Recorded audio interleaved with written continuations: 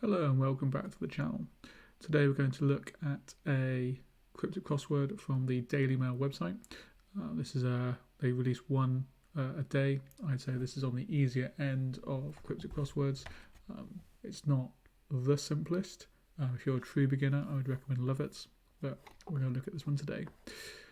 I have actually already solved this one. My video corrupted, so I've had to redo it. So here we go, but it is what it is. I'll try and solve it as I solved it earlier. So the clue bulb could be lit up. What is a cryptic crossword? Cryptic crossword, the clue gives you a hidden definition of the answer as well as a reasonably straightforward definition of the answer. In this case, the phrase bulb could be lit up gives you a very clear picture in your mind of a light bulb that's being turned on, an incandescent bulb, an LED, whatever it is. That highlights, when you see the answer, you'll see that highlights that the crossword setters are trying to trip you up. They're trying to use your association of words to get you to a place where you shouldn't be going to get the answer. In this case, could be is being used as an anagram indicator, and lit up is our anagram fodder. So we're going to get from that tulip, which is a type of bulb.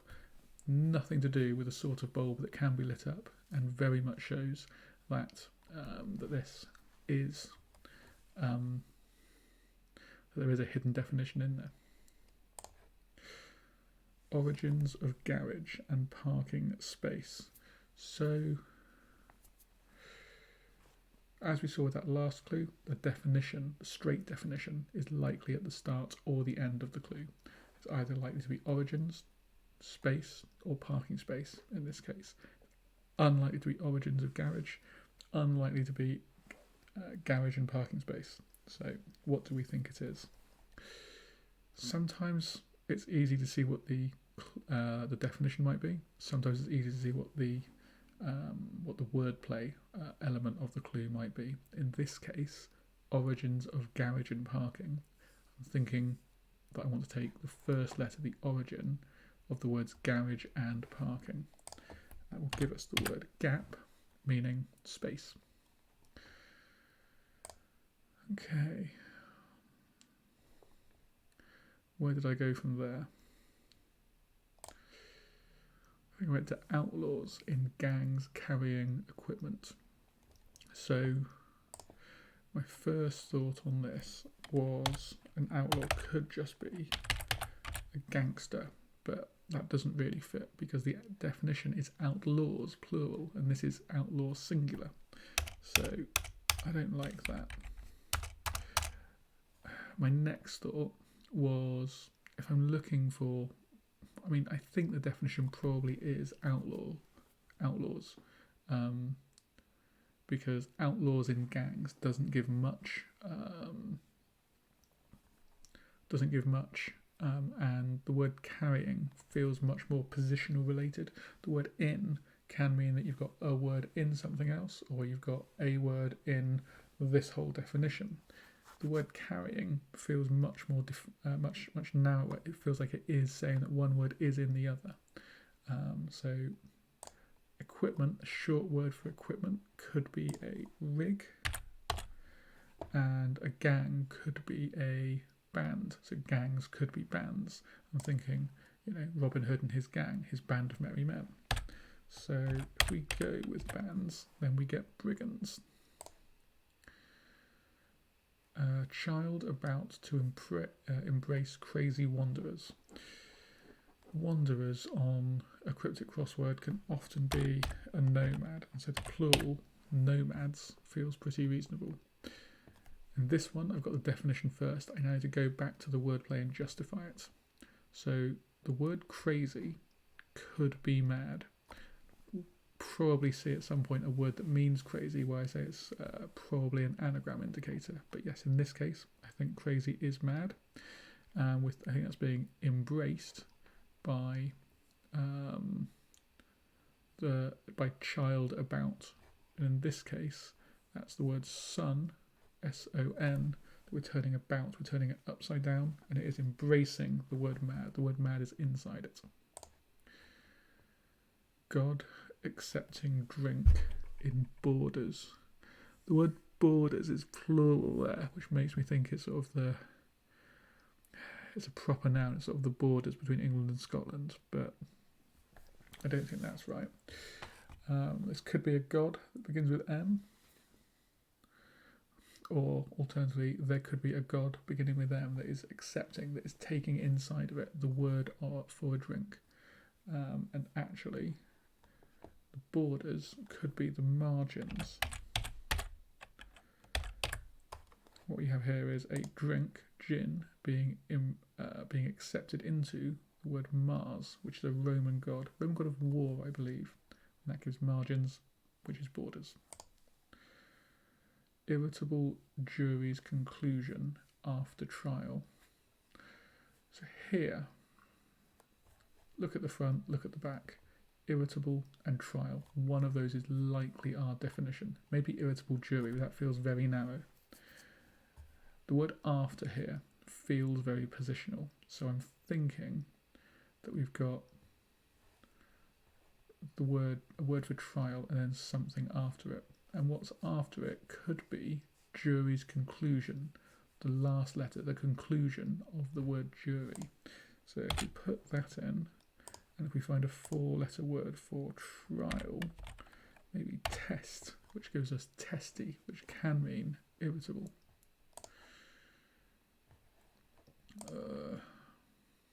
Trifling, like a naval officer. There's lots of different naval officers, Rear Admiral, Commodore, Admiral. What I think we've got here is reference to a petty officer, which I don't think is a true officer. I believe it's a non-commissioned officer, but I might be wrong on that. In any case, petty, if something is a petty matter, you might call it a trifling matter. Penniless family seen in street. So street can often be shortened to ST, and family seen in street makes me think that we've got a word for family or family seen in the word street. A short three-letter word for family that has an I in it is kin, kith and kin. We wish you a Merry Christmas to you and your kin, etc. So skint, kin in street gives us skint, which means penniless. Fixed place. I think this, especially given the crossing letters we've got, will be set. If something is fixed, it is set in place. Fixed in place, set in place. Alternatively, if you've got a table setting, you've got a table place made. So I think that makes sense. Youth in south, multiplying by 3. So if you're multiplying something by 3, then you're tripling it. We've got an R and a P here that look good. So we put that in. We've got an S at the start, which can mean is a placeholder for south, as in the points of the compass. And that gives us stripling or stripling, which I believe I've seen in sort of Wheel of Time or other fantasy books, means a youth of some sort, a young person just passing from boyhood to manhood. So yeah, that looks perfect. Continue pleading, getting one a flower. So my first thought here was if you continue, so pleading could mean begging. We have that G there, but actually that doesn't really work. Like, continue pleading, is the word continue here relevant in terms of getting to begging? No, pleading just means begging. And is this a flower? Is there any indication that this is a flower? Not really. So I didn't like that. What I did think then was if you continue pleading, then you're going to beg on. If we give that a 1, so Roman numeral I, and A, that gives us begonia, which is a flower. The definition here is just flower. The A here is part of the wordplay. Bit of cloth, put in river for monster. So a bit of cloth that we're putting in a word for river. A bit of cloth could easily be a rag. Maybe it could be a patch, but given this is only 6 letters and we're trying to put it in something, I'm going to go with rag. We've got a monster that's 6 letters. That suddenly feels like it's going to be dragon, which is a monster. And the Don, there is a river called the Don, so that feels very sensible.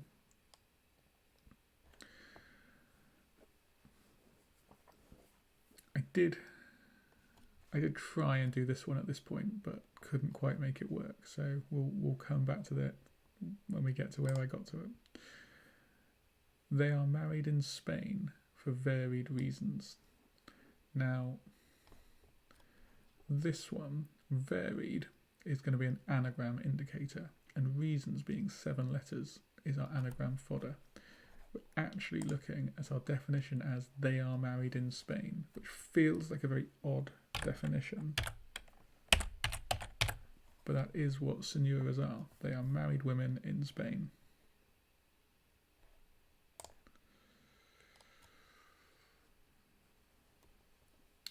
So this one here then, attempt to grab a small cigarette end. That's not fair. My thinking on this was that cigarette end could be the end letter of cigarette, an E, and small could be an S. We had the S there, we could put an E in.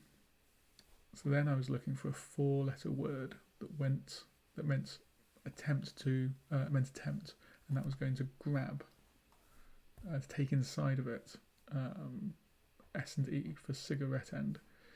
Then I thought, what's this A doing here? If we put that in, that might help. And then I saw that an attempt could be a bid. If you try to do something, if you make an attempt at auction, you make a bid. And you can use it outside of that context as well. And biased does mean that is something that is not fair. If something is biased, it's not fair. A group of directors on a ship. So a group of directors, again, we're going to use that A just as the letter A itself. And then a group of directors is a board. And if you're on a ship, then you are aboard.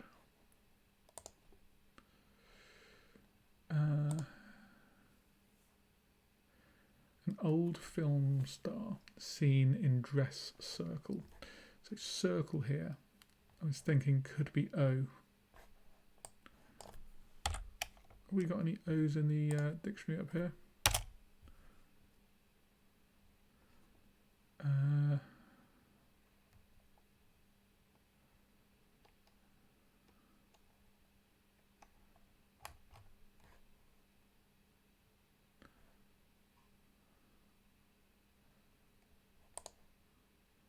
Feels like the most, no.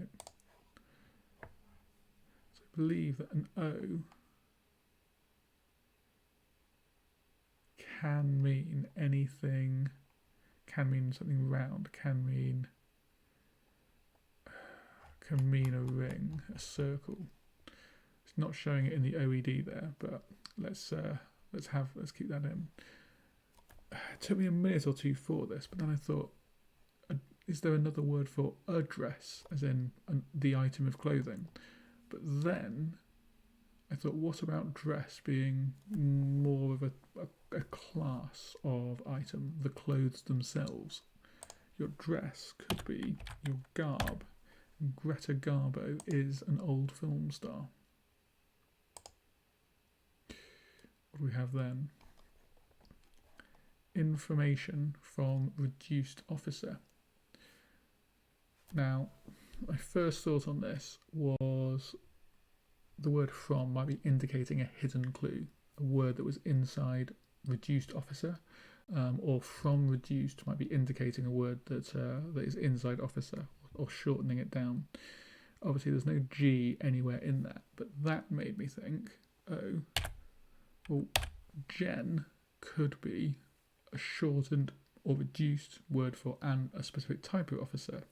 I believe there's a phrase, sort of, you're asking someone, well, what's the information there? What's the data? You can ask, what's the gen? So I think that is reasonable. And when I had those crossing letters, I had tried this one before and I had failed on it.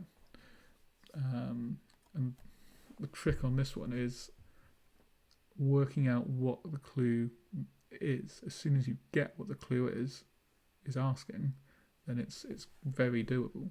Pleasure seeker, curiously, might have done this.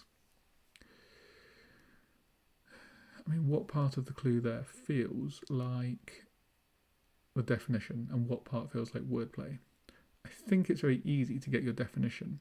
Pleasure seeker feels like it's the definition, but it's difficult to work out what your wordplay might be. I was trying to think, could this be like a cryptic clue? So rather than having sort of two distinct bits of clue, the definition and the wordplay, is it all in one? So it's sort of, you've got a definition that's so specific that it can only really be one thing when you understand what the clue is. And actually that's not what's going on here. Done this is 8 letters long. Curiously can be an anagram indicator, and might have, I've seen that be one in the past as well. So actually if we're looking for an anagram of done this that means pleasure seeker, then hedonist feels very reasonable. I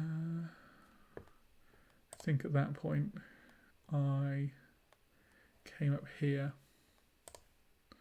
A trainee soldier. To be fair, at this point I had tried some of these and not got them. Actually, I think I had got this one. So this one here, free to get another tenant. If you're doing something again or getting another, especially if you've got an R at the beginning, then starting it to do something again feels very reasonable. If you're getting another tenant, you're going to lease something again, lease it to that tenant. And if you release something, then you free it. My thinking at this point was that feasted looked quite good, had plenty of food, but I couldn't quite see what the answer was there.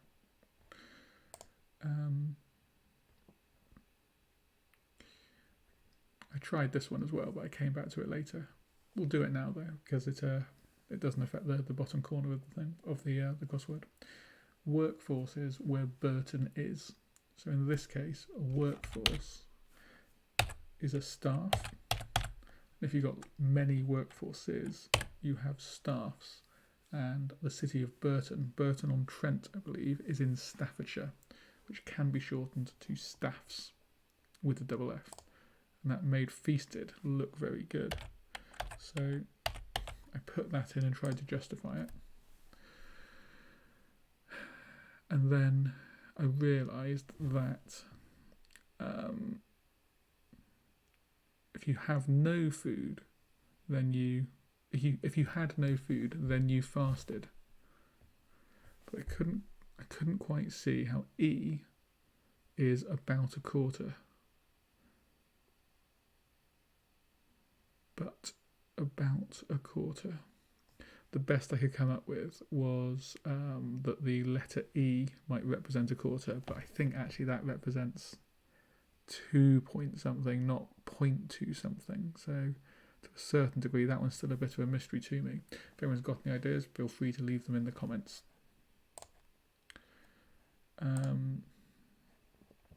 Then I came down here. I tried both this and this.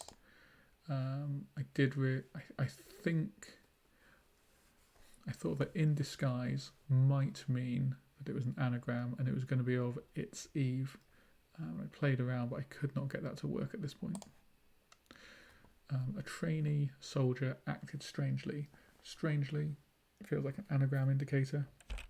A trainee soldier can be a cadet, which is the word acted as an anagram. A European holding a cold, European holding cold ball. I figured that a European could be a Dane, and that if he was holding something for cold, C is cold in the same way as H is hot on taps. That gives us dance, which is a ball. Then shelter for backward swimmer. I wondered, I thought about different swimming strokes. Is there something that you would call backstroke that would end in an E? I couldn't think of anything. Decided in the end that a swimmer could be some sort of fish, something that swims, and if it was backwards, we just had to turn the word around. And I thought, well, an eel is a swimmer, and I think a lee is some sort of shelter. We can look that up because it's a little bit of an odd one. I know that lee, L-E-A, is a meadow, and I know that there's a shelter called a lean-to. But I wasn't certain if there was a lee that was a shelter. Here, lee, sheltered from the wind. I figure that's reasonable. Also, lee, in a nautical sense, is the sheltered side of a boat. Turns out lee means a lot of things.